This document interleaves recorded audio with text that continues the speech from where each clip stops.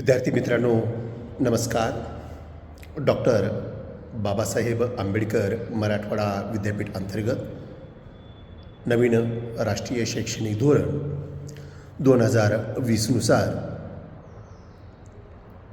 2025-26 या वर्षाच्या अभ्यासक्रमानुसार BA प्रथम वर्षाच्या द्वितीय सत्रातील राज्यशास्त्राच्या विद्यार्थ्यांसाठी आपण जो मेजर DSC 2 राज्यशास्त्राचा अभ्यासक्रमानुसार जो पेपर ठेवलेला आहे त्या पेपरचं नाव भारतीय संविधान आणि शासन किंवा प्रशासन या बाबत मागच्या काही तासिकेमध्ये आपण माहिती बघितलेली आहे. विद्यार्थी मित्रांनो, मागच्या तासिकेमध्ये आपण भारताने जे संविधान स्वीकारलं आणि त्या संविधानानुसार जे शासन निर्माण करण्यात आलेलं आहे त्याची ऐतिहासिक पार्श्वभूमी मागच्या तासिकेमध्ये बघितलेली आहे. ही ऐतिहासिक पार्श्वभूमी बघत असताना 19व्या शतकात जे सर्वात महत्त्वाचे सामाजिक परिवर्तन झाले, या सामाजिक परिवर्तनाची लाट भारतामध्ये महात्मा ज्योतिराव फुले यांच्यापासून कशी निर्माण झाली आणि त्यांच्यानंतर या समाज परिवर्तनात सर्वात महत्त्वाची भूमिका पार पाडणारी एक महत्त्वाची चळवळ होती, ती म्हणजेच भारतीय राष्ट्रीय काँग्रेस. या भारतीय राष्ट्रीय काँग्रेसच्या योगदानांचं अध्ययन कालच्या तासिकेपर्यंत केलेलं आहे. विद्यार्थी मित्रांनो, भारतीय समाजव्यवस्थेमध्ये ज्याप्रमाणे 19वे शतक महत्त्वाचं आहे,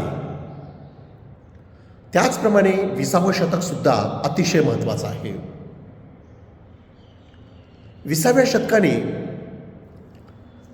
भारतीय संविधानासाठी काय योगदान दिलेलं आहे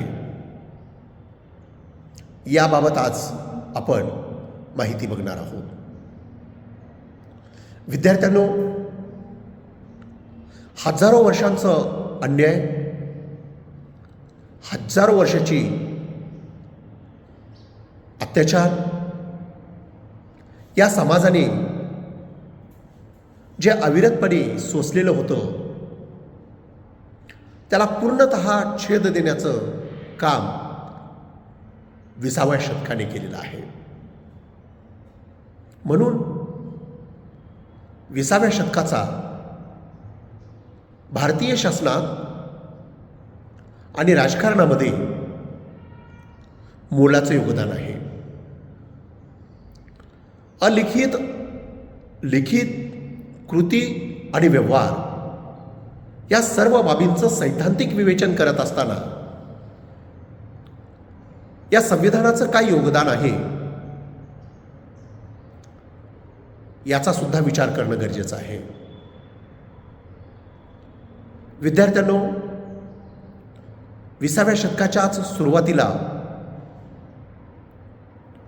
भारतामध्ये बंगालची फाळणी होती. याचं विलिनीकरण सुद्धा होतं. 1909चा कायदा येतो, 1919चा कायदा येतो आणि सर्वात महत्त्वाचा 1935चा कायदा येतो. मला यावरती अधिक वेळ न घेता भारताने 1935चा कायदा स्वीकारल्यानंतर या कायद्याने काय दिलं, या कायद्याचा प्रभाव हा कशा पद्धतीने झाला याचा विचारसुद्धा करणं गरजेचं आहे. या कायद्याने सर्वात महत्त्वाचं योगदान दिलेलं आहे ते म्हणजे भारतातील मतदार वर्ग. राजकीय दृष्टिकोनातून बघत असताना 20व्या शतकापर्यंत भारतामध्ये मतदानाचा अधिकार नव्हता. परंतु 1935च्या कायद्यानुसार शेड्यूल 6मध्ये असं विषद करण्यात आलेलं आहे, ज्याच्याकडे मालमत्ता आहे, जो साक्षर आहे आणि जो कर भरण्याची क्षमता ठेवतो, अशा व्यक्तीला मतदानाचा अधिकार 1935च्या कायद्यानुसार दिलेला आहे.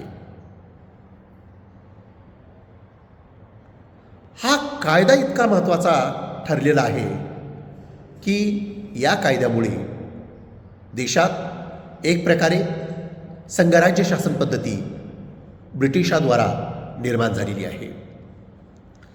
विद्यार्थी मित्रांनो, जेव्हा हे शासन निर्माण होतं, या शासनामध्ये जो मतदार आहे हा मतदान करत आहे, मतदार वर्ग निर्माण झालेला आहे आणि अशा पद्धतीने या राजकीय व्यवस्थेमध्ये भारतातील प्रथमतः मतदान करणारा एक वर्ग निर्माण झालेला आहे.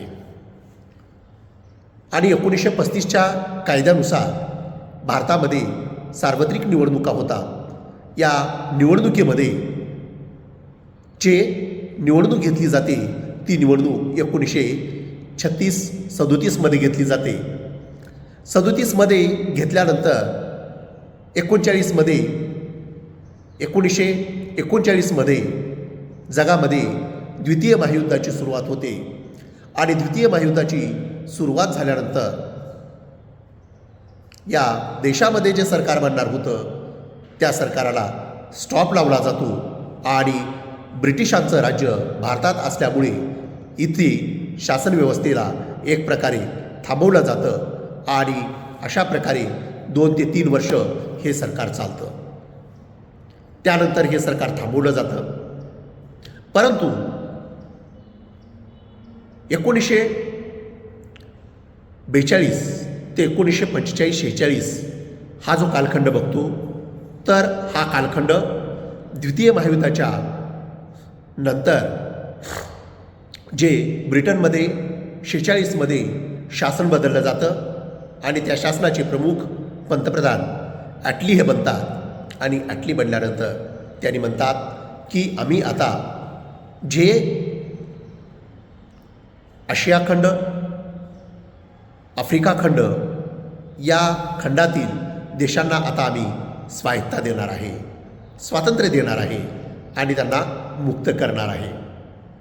विद्यार्थी मित्रांनो, हीच गोष्ट कॅबिनेट मिशन भारतामध्ये येतं आणि ते सांगतात की आम्ही तुम्हाला आता स्वातंत्र्य देणार आहे. मित्रहो, हे स्वातंत्र्य देत असतानाच ब्रिटिशांनी एक अट टाकतात की तुम्हाला आम्ही स्वातंत्र्य देणार आहे, परंतु या स्वातंत्र्यासोबत तुम्हाला एक संविधानसुद्धा निर्माण करणं गरजेचं आहे. आता संविधान म्हणल्यानंतर भारतामध्ये खरंच पहिल्यांदा संविधान लिहिलं जात होतं का, याचा सुद्धा विचार करणं गरजेचं आहे. भारतामध्ये सुरुवातीला 1946मध्ये जे संविधान लिहिलं जात होतं हे प्रथमताच लिहिलं जात नव्हतं. या अगोदर पंडित जवाहरलाल नेहरूंचे वडील मोतीलाल नेहरू यांनी सुद्धा भारतासाठी एक संविधान लिहिलेलं आहे. त्याच पद्धतीने M.N. रॉय यांनी सुद्धा भारतासाठी संविधान लिहिलेलं आहे. परंतु हे संविधान खऱ्या अर्थाने अस्वीकृत करण्यात आलेलं आहे. या संविधानाचा स्वीकार ब्रिटिशांनी केलेला नाही. मग त्या संविधानात काही उणीव होत्या. त्या संविधानाच्या उणीव ह्या भारतासाठी पोषक नव्हत्या आणि इंग्रजासाठी सुद्धा योग्य नव्हत्या.